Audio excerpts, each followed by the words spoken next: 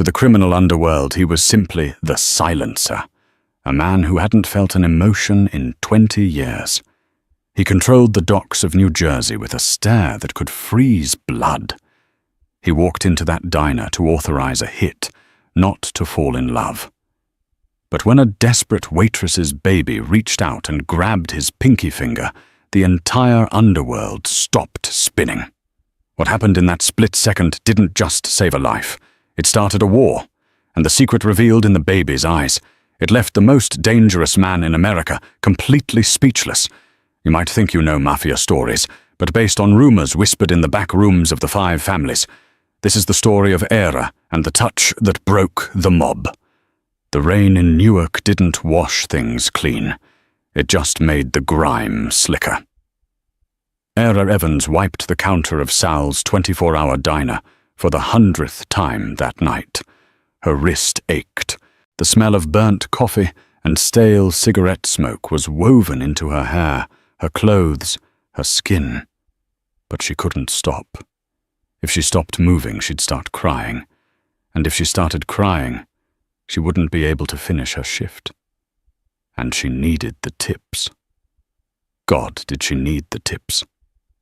Strapped to her chest in a worn-out grey baby carrier was Leo.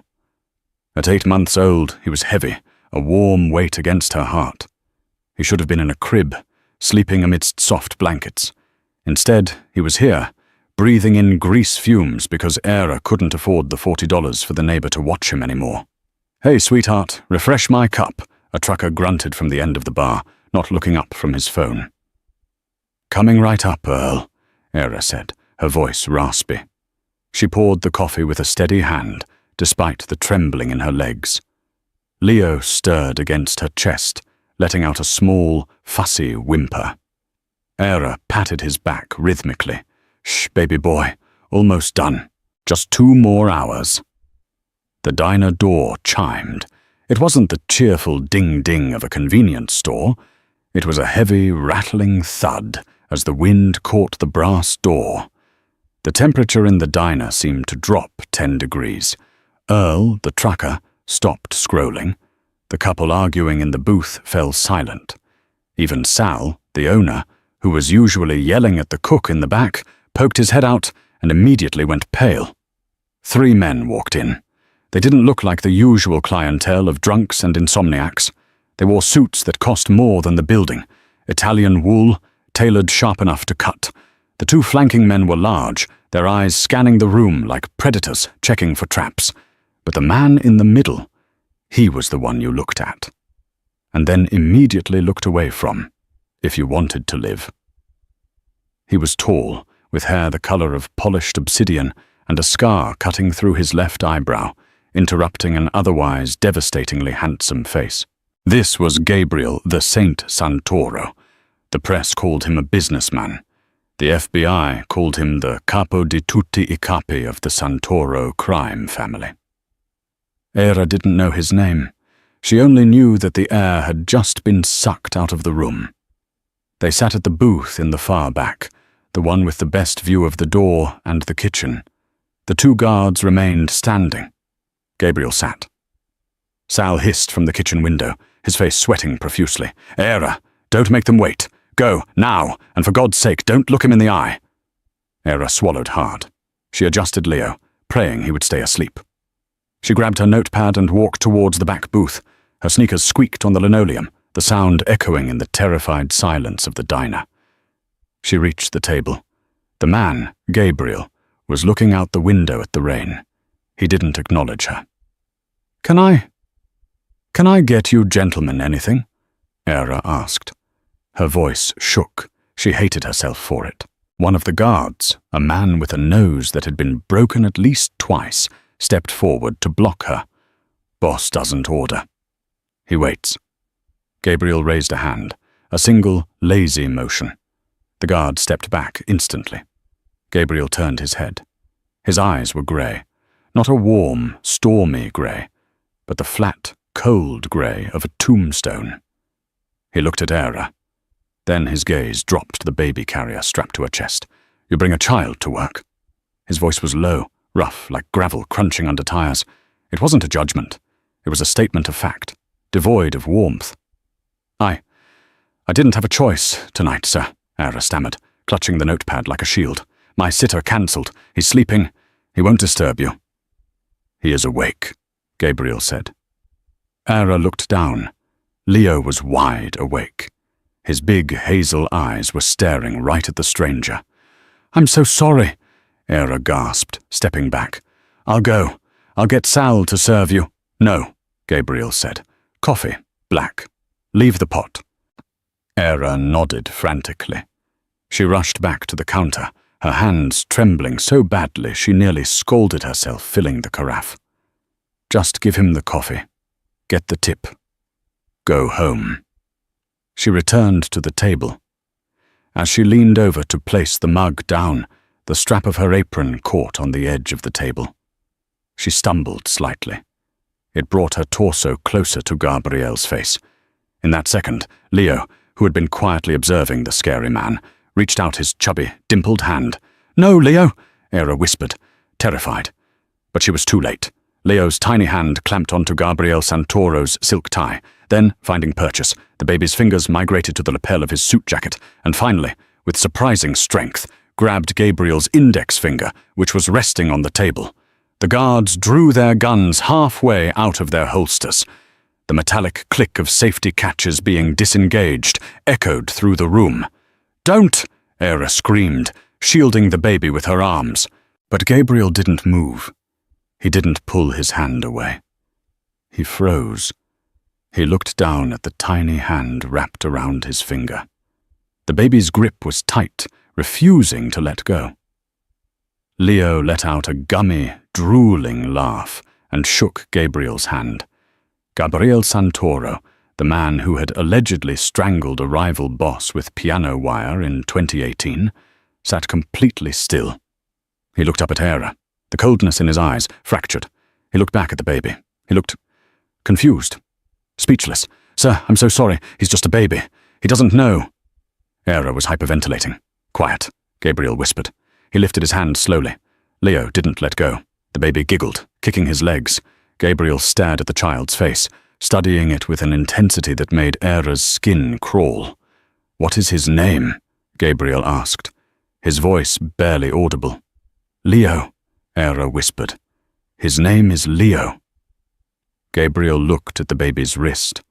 A cheap, woven bracelet sat there, something Era had made. But Gabriel wasn't looking at the bracelet. He was looking at the birthmark on the inside of the baby's wrist. A distinctive shape, a crescent moon. Gabriel's face drained of color. He looked at Era, really looked at her for the first time, not as a waitress, but as a ghost. Where is his father? Gabriel demanded. The menace was back, but it was different now. It was urgent. He's gone. He died, Era lied. It was the lie she told everyone to stay safe. Gabriel stood up abruptly. The motion was so sudden the guards jumped. Leo finally let go, startled, and began to cry. Gabriel reached into his jacket. Era flinched, expecting a gun. Instead, he pulled out a money clip. He threw the entire stack of bills, thousands of dollars, onto the table. Close the diner, Gabriel barked at the room. He turned to his head of security. Rocco, get the car around back. Now. Boss? Rocco asked, confused. The meeting with the Russians. Cancel it, Gabriel snarled. He turned back to Era, his eyes blazing. You need to come with me, now! I'm not going anywhere with you. Era backed away, clutching Leo. You don't understand, Gabriel said, stepping closer, his voice dropping to a terrifying whisper. You aren't safe here. The man you're hiding from, the one you say is dead, he isn't dead. He sold you to me to settle a debt, and my men are 5 minutes away coming to burn this place to the ground with you inside. Era's world tilted on its axis. But, Gabriel continued, looking at his finger where the baby had touched him, plans have changed. Era stood frozen in the middle of the diner, the smell of ozone and old grease heavy in the air. The reality of Gabriel's words hit her like a physical blow. Sold. Her ex-husband, Travis, hadn't just abandoned them. He had traded them. I don't believe you, Era whispered, though the terrifying sinking feeling in her gut told her it was true. Travis was a gambler, a junkie. He would sell his own soul for a fix. Selling his wife and child wasn't a stretch. Gabriel checked his watch, a platinum Patek Philippe that probably cost more than Era would earn in 10 lifetimes. You have 60 seconds to decide, Era. My cleaners are en route. They operate on a strict schedule. When they arrive, they don't ask for ID. They just light the match. As if on cue, headlights swept across the rain-streaked front window. But these weren't the sleek black sedans of Gabriel's entourage. It was a beat-up van, rusted at the edges. Gabriel cursed in Italian. "They're early." He didn't wait for her permission. He grabbed Era's arm. His grip was iron, but surprisingly gentle. "Rocco, back exit, go!" The chaos erupted instantly. The front glass of the diner shattered as a brick was hurled through it, followed by a Molotov cocktail. The bottle smashed against the counter, and flames roared up, licking the ceiling tiles. Sal screamed from the kitchen. "Move!" Gabriel shouted, hauling Era towards the kitchen doors. Era clutched Leo's head to her chest, shielding him from the smoke. "Sal, we can't leave Sal!" "Sal is already out the back. He knows the drill," Gabriel yelled over the roar of the fire. They burst into the alleyway. The rain was torrential now. Gabriel's black SUV was idling, the back door already open. "Get in," Gabriel ordered, shoving her gently toward the leather interior. Era hesitated. Getting into a car with a mafia boss was rule number 1 of things you don't do if you want to live long. But looking back at the diner, she saw the flames turning her workplace into an inferno. The van out front was unloading men with baseball bats and gasoline cans. She jumped into the SUV. Gabriel slid in beside her. "Drive," he commanded the driver. The car peeled out of the alley, tires screeching on the wet asphalt, leaving the burning diner behind. Inside the car, it was dead silent. The soundproofing was so good, it felt like they were in a vacuum. Leo, sensing the tension, started to wail. Era frantically rocked him. "Shh, shh, it's okay, Leo. Mummy's here." Gabriel watched them. He wasn't looking at the road. He was watching Era's hands, the way she soothed the child. He reached into a compartment next to him and pulled out a bottle of water. He unscrewed the cap and handed it to her. "Drink," he said. "You're in shock." Era took it with a shaking hand. "Where are you taking us?" "To a safe house in Alpine," Gabriel said. He leaned back, rubbing his temples. The ruthlessness was gone for a moment, replaced by a deep, weary exhaustion. "It's a fortress. No one gets in unless I say so." "Why?" Era demanded, finding a spark of anger through her fear. You said Travis sold us to you. That means you were coming to collect. You were coming to hurt us. Why save us?" Gabriel turned to look at her. The passing streetlights illuminated the sharp angles of his face. He looked at Leo, who had quieted down and was chewing on his own fist, watching Gabriel with wide eyes. "I was sent to collect a debt," Gabriel admitted. "Travis owes the family 300 grand. He told us he had assets we could liquidate. He didn't tell me the assets were a woman and a child. So you were going to kill us?" "I was going to take you," Gabriel corrected coldly, "to work off the debt, in one of the clubs downtown. It's not a life you want." Ira felt sick. She hugged Leo tighter. "But then," Gabriel's voice softened, the speechless look returning to his eyes, "the boy touched me. So, he's a baby. Babies grab things." Gabriel shook his head slowly. "You don't know who I am, do you? Not really." "You're a mobster," Era spat. "I am the head of the Santoro family. And 3 years ago, my wife and my newborn son were killed in a car bombing, meant for me." Era's breath hitched. "I haven't held a child since the day I buried my son," Gabriel said, looking at his own hand, the one Leo had grabbed. "I swore I never would. I turned off that part of me. I became the monster everyone needed me to be. But when your boy grabbed my finger, he didn't let go, and for a second, the noise in my head stopped. He looked at Era, his eyes intense. And then I saw the birthmark. Era looked down at Leo's wrist. The crescent moon. What about it? My brother, Gabriel said, his voice dropping to a whisper. My younger brother, Matteo. He disappeared 2 years ago. Ran off with a waitress he met in Atlantic City. He had that exact same mark on his wrist. It's genetic. A Santoro trait. Era gasped. Her heart hammered against her ribs. No, that's impossible. Travis is Leo's father. Travis is... She stopped. She thought about Travis, his dark hair, his eyes. But Travis didn't have the mark. And Travis had always accused her of cheating because Leo didn't look like him. Did you know a Matteo? Gabriel asked. Maybe he used a fake name. Matt? Teo? Era's mind flashed back.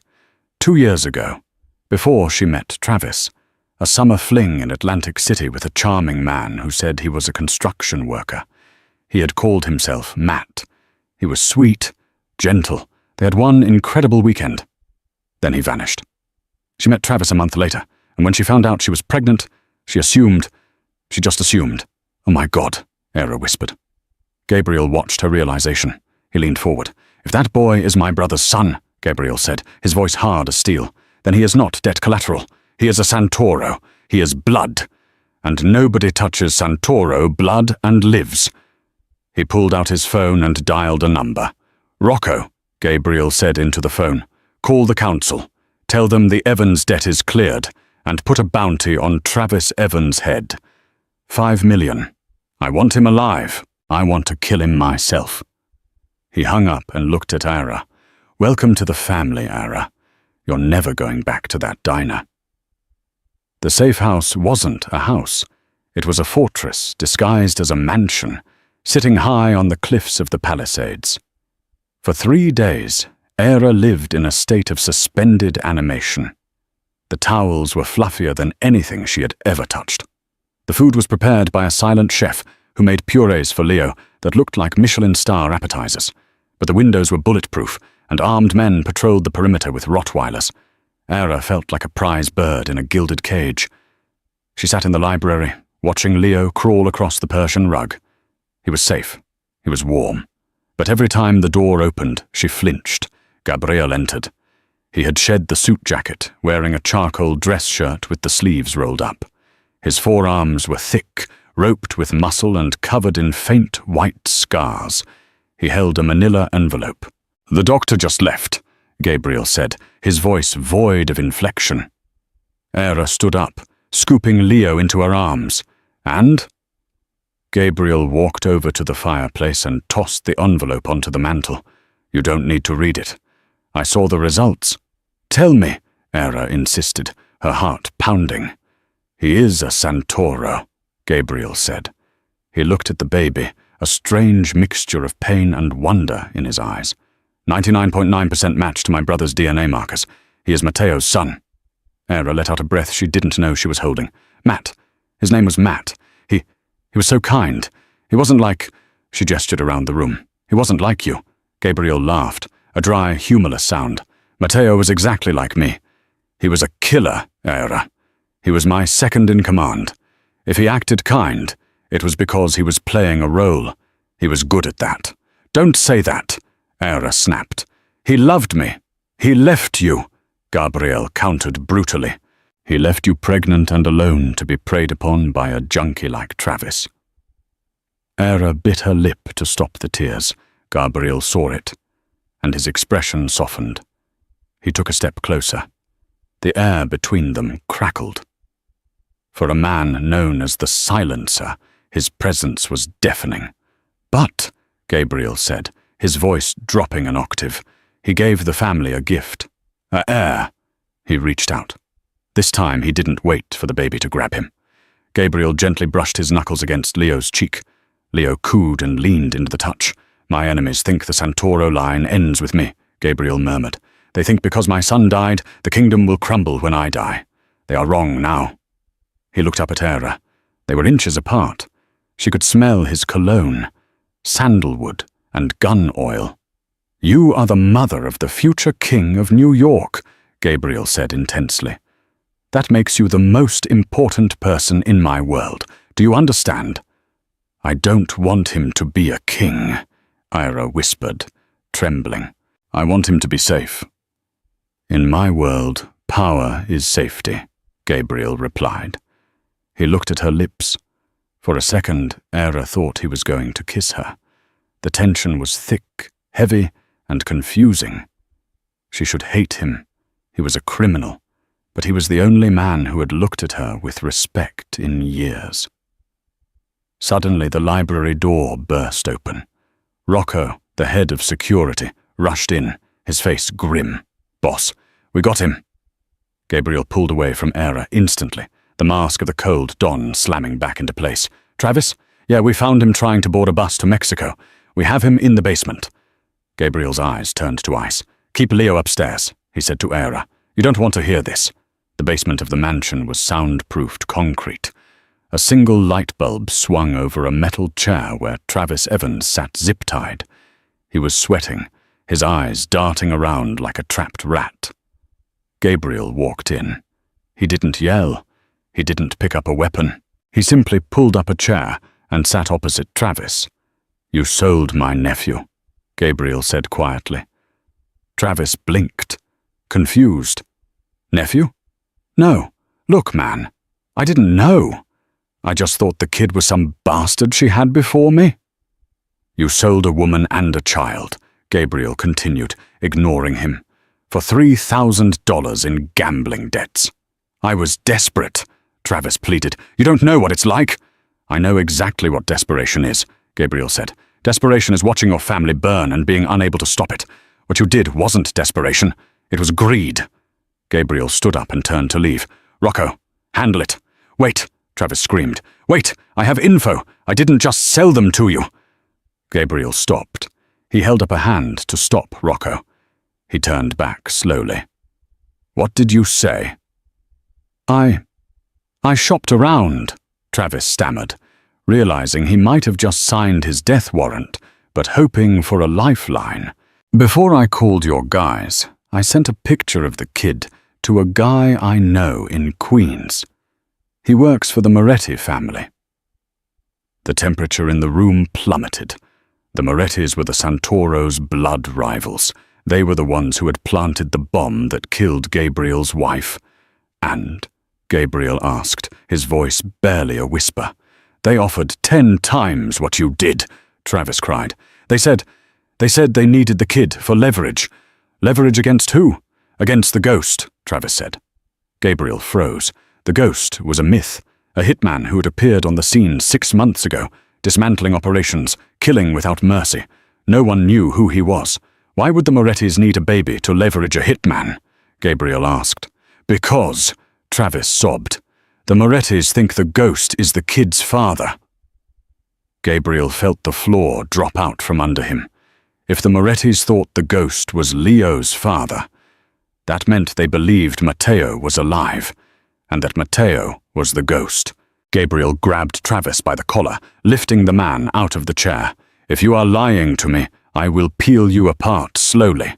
I swear, the Moretti guy said, this kid will bring the ghost to his knees.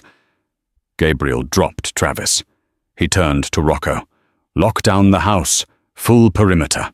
If the Morettis know about the boy, they aren't just coming for a visit. They're coming for a war. Boom! The explosion wasn't in the basement. It was upstairs. Ira! Gabriel shouted. He drew his gun and sprinted up the stairs, taking them 2 at a time. The alarm system blared. Smoke was filling the hallway. He reached the landing. The library doors were blown off their hinges. Ira! He roared. He found her in the corner, coughed and covered in dust, curled over Leo. She looked up, terror in her eyes. The window! They came through the window! Gabriel looked at the shattered bulletproof glass. A grappling hook was secured to the frame. Black-clad figures were rappelling into the room. Gabriel didn't hesitate. He raised his custom .45 and fired.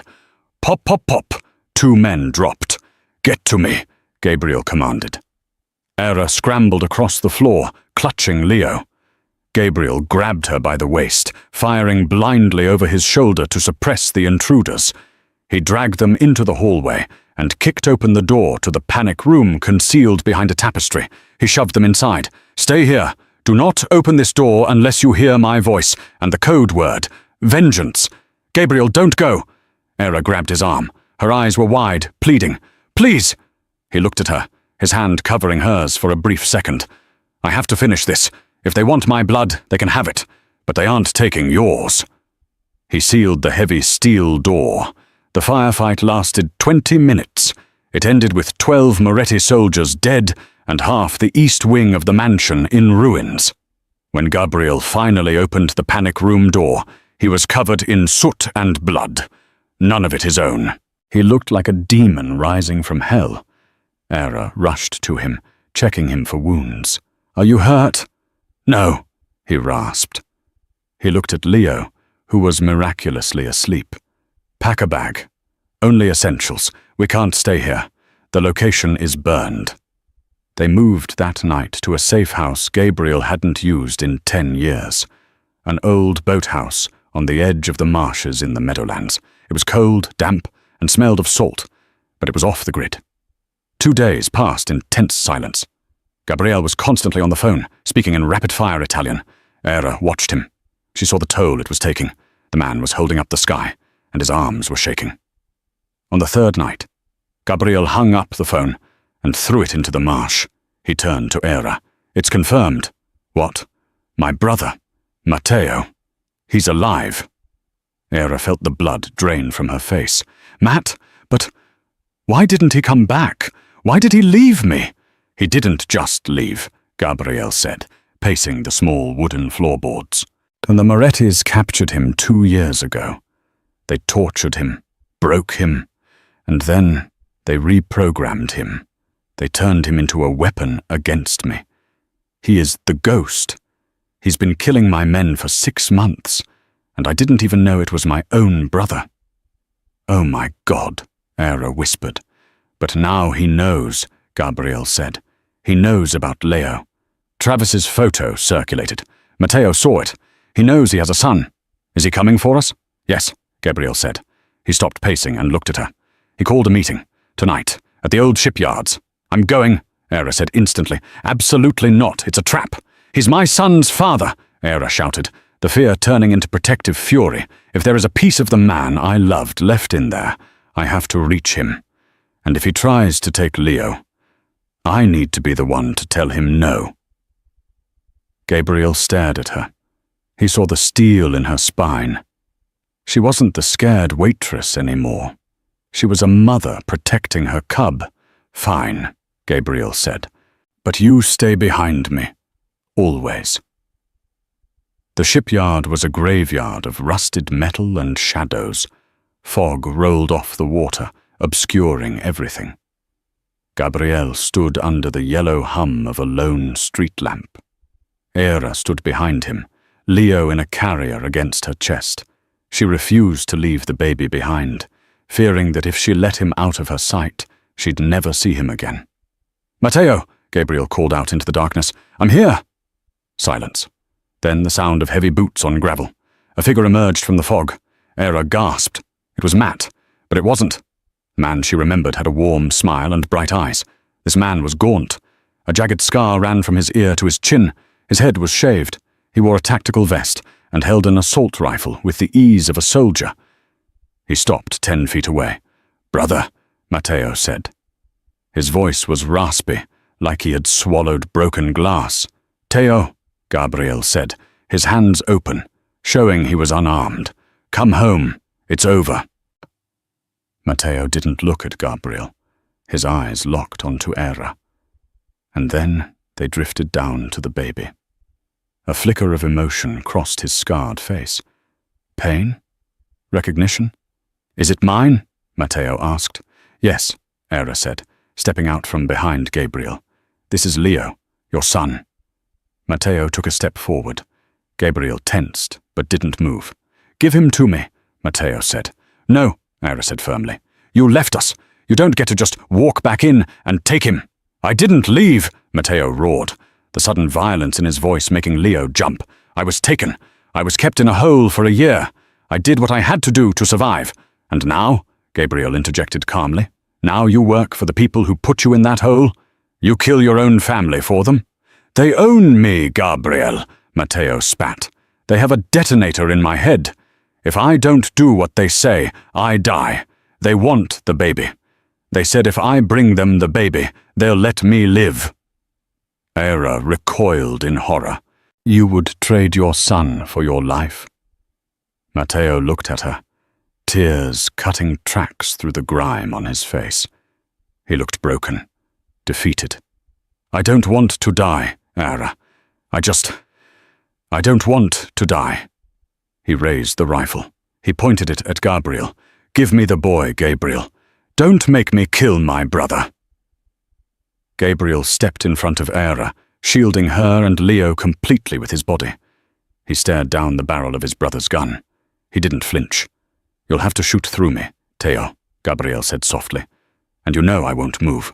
Don't test me, Matteo screamed, his finger tightening on the trigger. I'm not testing you, Gabriel said. I'm loving you, and I'm loving him. He pointed to the baby behind him. I lost my son, Matteo. I won't lose yours. If you want him, you have to kill me. Right here. Do it. The wind howled through the shipyard. The tension was so tight it felt like a physical weight. Era held her breath, tears streaming down her face, praying. Matteo's hand shook. Suddenly, a red laser dot appeared on Matteo's chest. Sniper! Gabriel shouted, tackling Matteo to the ground just as a shot rang out. The bullet missed Matteo by an inch, sparking off the concrete. It's an ambush, Gabriel yelled. The Morettis followed you. They betrayed me, Matteo screamed, scrambling up. Get to cover, Gabriel ordered. The two brothers, separated by years and blood and betrayal, suddenly found themselves back to back. Gabriel with his pistol, Matteo with his rifle, and in the middle of them, Era and the baby.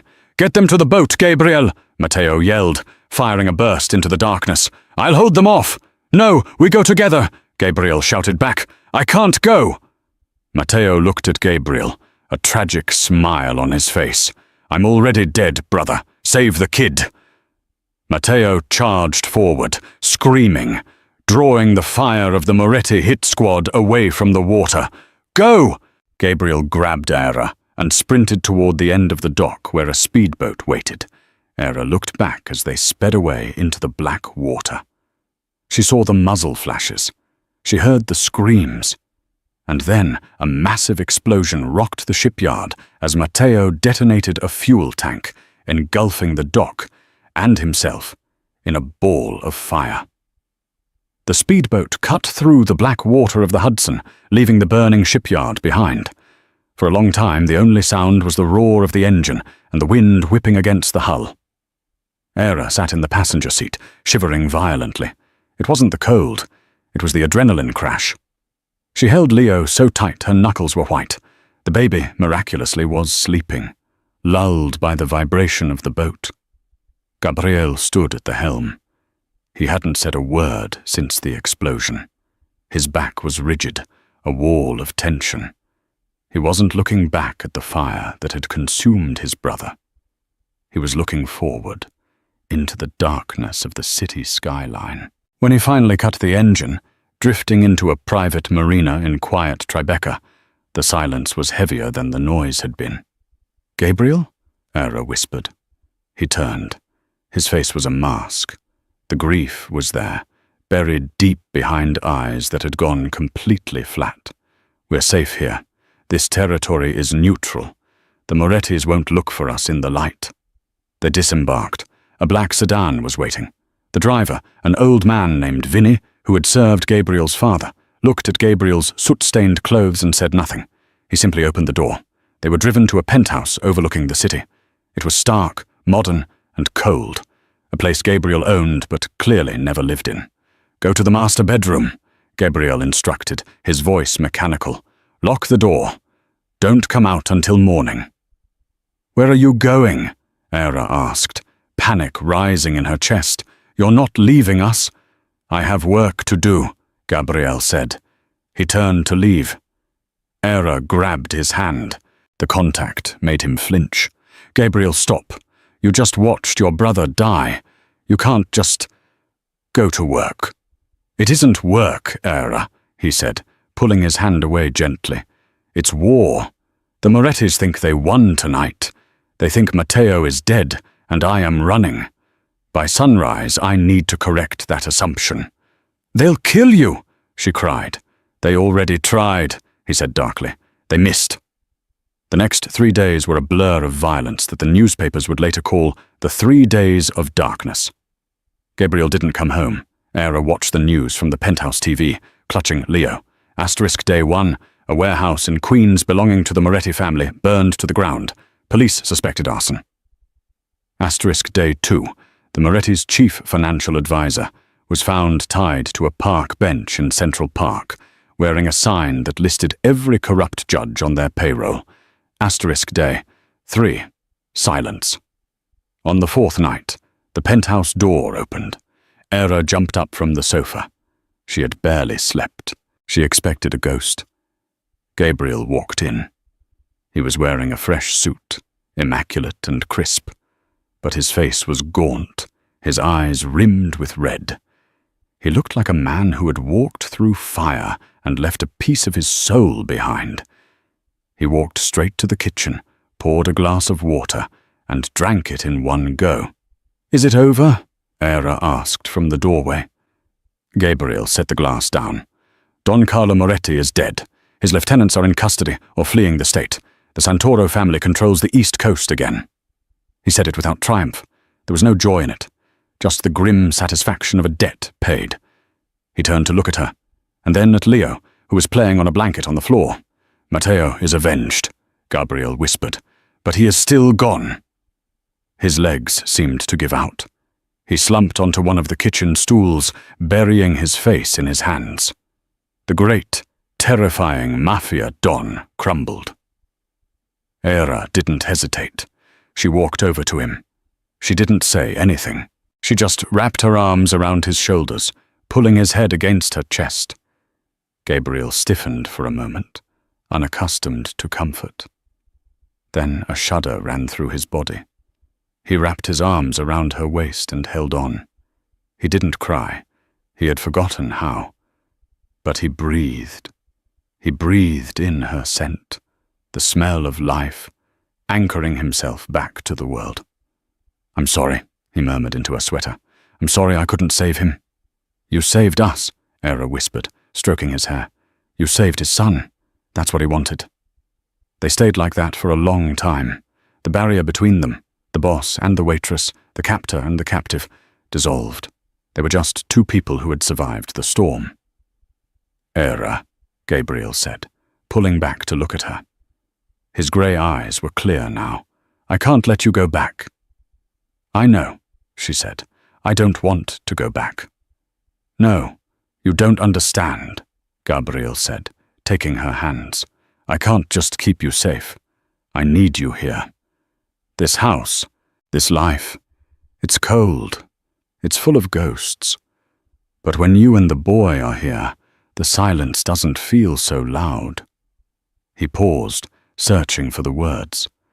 "I never wanted a family again," he admitted.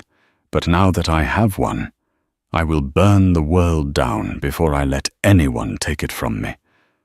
The war didn't end with a parade. It ended with the silence of a phone that finally stopped ringing.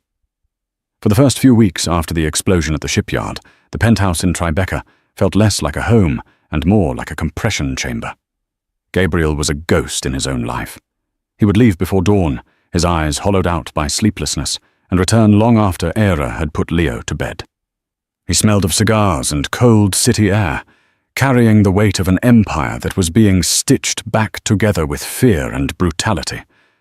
Era didn't push him. She knew what he was doing. He was securing the perimeter.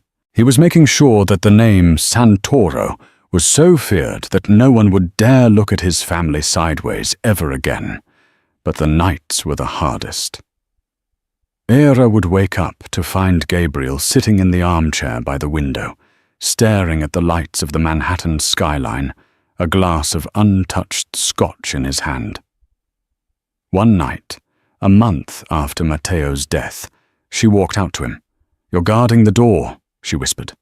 Gabriel didn't turn. "Someone has to. The wolves are always hungry." "The wolves are dead, Gabriel," she said, walking over and placing a hand on his shoulder. Under the silk of his shirt, his muscles were rock hard, knotted with tension. "You killed them all." "There are always more," he rasped. "I have to be ready. I can't lose this. Not again." He wasn't talking about his territory.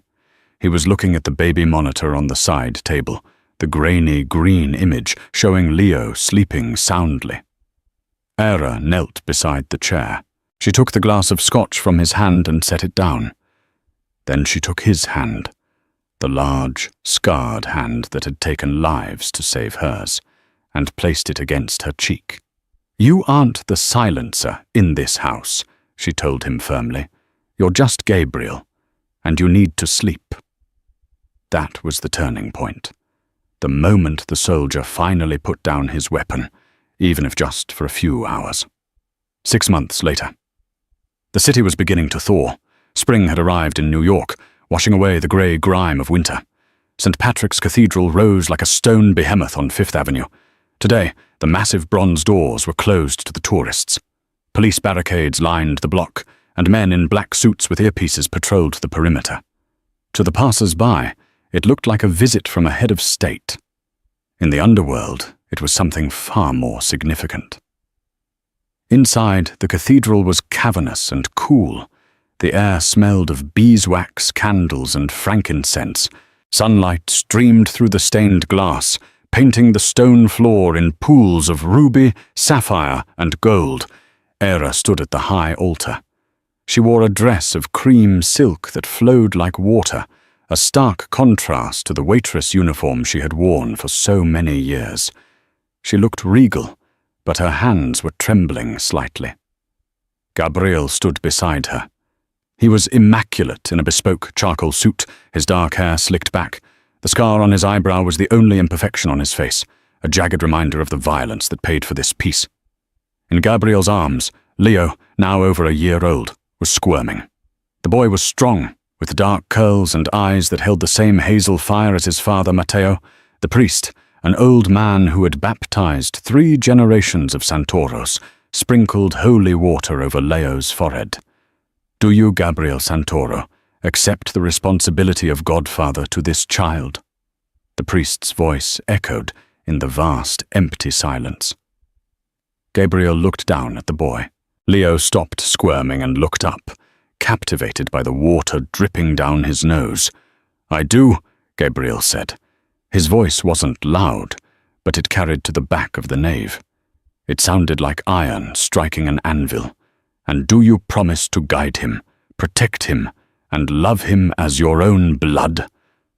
Gabriel's grip on the child tightened imperceptibly. He thought of Matteo burning on that dock. He thought of the empty crib that had haunted him for 3 years. "He is my blood," Gabriel said, breaking the ritual script. He looked at the priest with eyes that dared him to object. "And I will stand between him and the dark until my last breath." The priest paused, sensing the weight of the vow.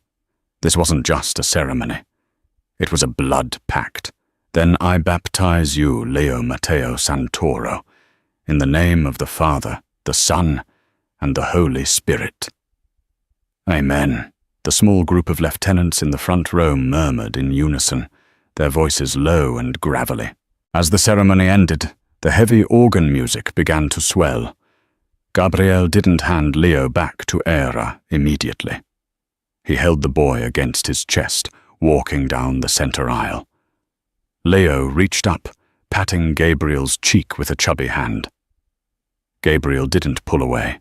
He leaned into the touch, closing his eyes for a fraction of a second. Outside, the paparazzi were kept at bay, a swarm of flashes erupting behind the wall of security. Gabriel guided Era into the back of the lead-armored limousine. "He did good," Era said, exhaling a long breath as the heavy door thudded shut, sealing them in the quiet luxury of the car. "I thought he was going to cry when the water hit him."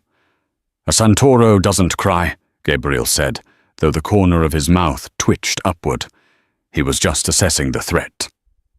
The convoy of SUVs didn't turn towards the city. Instead, they headed towards the bridges. "Gabriel?" Era asked, watching the skyline recede. "The penthouse is the other way." "We aren't going to the penthouse," Gabriel said. He adjusted his cufflinks, feigning nonchalance. Era felt a spike of panic. "Is it not safe? Do we have to move to a safe house again?" Gabriel turned to her. His grey eyes were softer than she had ever seen them. "No more safe houses, Era. A child cannot grow up in a fortress made of concrete and glass. He needs grass. He needs the ocean. He needs a home." An hour later, the car turned through a massive wrought-iron gate in the Hamptons. They drove up a long, winding driveway lined with oak trees, finally stopping in front of a sprawling estate that looked out over the Atlantic Ocean. It was magnificent. White stone, wide porches, and endless green lawns. Era stepped out of the car, speechless. The wind whipped her hair, carrying the scent of salt and freedom.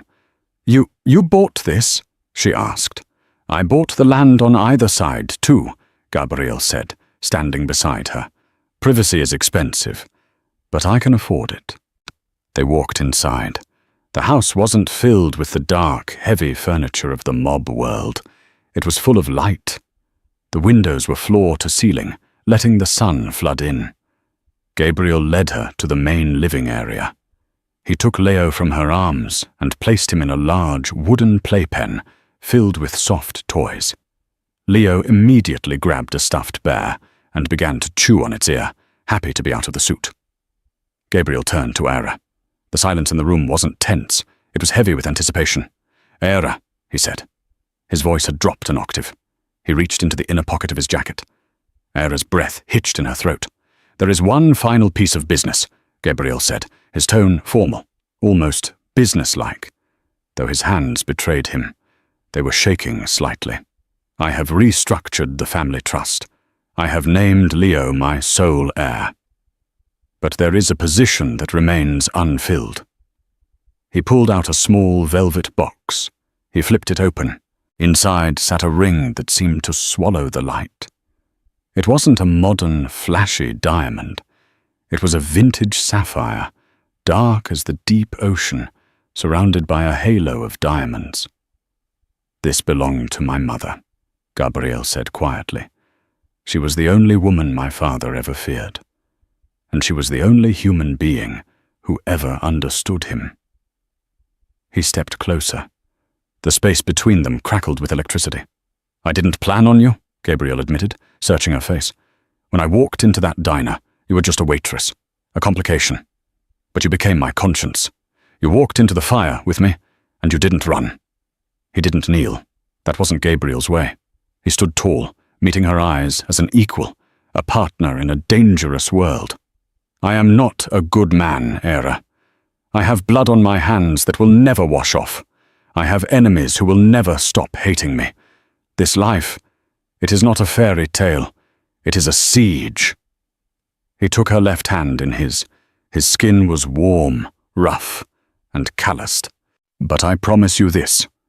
If you stand with me, you will never be alone again. You will never be cold. And you will never have to be afraid. I will burn the world down before I let anyone touch you or the boy." Ira looked at the ring, then up at him. She saw the vulnerability behind the steel. She saw the man who had ordered coffee just to watch a baby because he missed his own son. "Is this a proposal, boss?" she teased softly, tears spilling over her lashes. Gabriel smirked, that rare, devastating smile that made her knees weak. "It's a negotiation. I am offering you the world, the house, the empire, my life." "And what do you want in exchange?" she whispered. "You," he said simply. "Just you, until the day I die." "Deal," she breathed. Gabriel slid the ring onto her finger. It fit perfectly. He framed her face with his hands and kissed her. It was a kiss of possession, of relief, of a man who had been drowning for years, finally breaking the surface. Suddenly, a loud, demanding squeal interrupted them. They broke apart, breathless, and looked down. Leo had pulled himself up on the bars of the playpen. He was bouncing on his toes, his face red with determination, reaching his arm through the wooden slats toward Gabriel. Gabriel chuckled, a low rumble in his chest. He crouched down to eye level with the toddler. "What is it, little Don?" Gabriel asked. Leo didn't want a toy. He reached out his tiny, star-shaped hand and grabbed Gabriel's pinky finger. The baby's grip was surprisingly strong. He squeezed tight, shaking Gabriel's hand, his gummy mouth breaking into a wide, dimpled grin. Gabriel froze. It was the exact same moment as in the diner, the touch that had started it all. The touch that had stopped a hit, started a war, and saved a family. Gabriel looked at his finger, trapped in the tiny fist. Then he looked up at Era, the most feared man in New York, the man who controlled judges and politicians, the man they called the Silencer, was completely unable to speak. His throat worked, tight with an emotion he hadn't felt since before the bomb took his first life away. Pure, unadulterated joy. "He's got you," Era said, wiping a tear from her cheek. "He's telling you that you belong to him now." Gabriel squeezed the tiny hand back, gently, reverently. "I know," Gabriel whispered, his voice thick with unshed tears, "and I'm never letting go." And that is the story of how a single touch from a baby changed the fate of the most dangerous man in the underworld. From a rainy diner in Newark to the top of the Santoro Empire, Era and Gabriel proved that sometimes the strongest protection isn't a gun, it's a family. Gabriel Santoro might have been the Silencer, but in the end, it was love that left him speechless. If you enjoyed this story, please hit that like button. It really helps the channel grow. And if you want more gritty, twisted romance stories like this one, make sure to subscribe and turn on notifications. What did you think of Mateo's sacrifice? Did Gabriel do the right thing? Let me know in the comments below. Until next time, keep the secrets safe.